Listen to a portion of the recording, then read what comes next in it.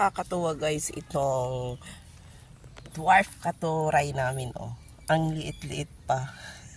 May bulaklak na oh. Nakakatuwa. Tignan nyo guys oh. Isang dangkal pa lang oh. May bulaklak na. Ayan. Ang liit-liit pa niya oh. Tignan nyo guys oh. Nakakatuwa.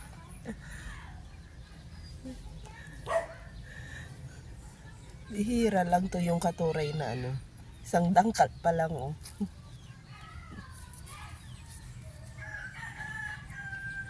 Ang liit. Ayan guys oh.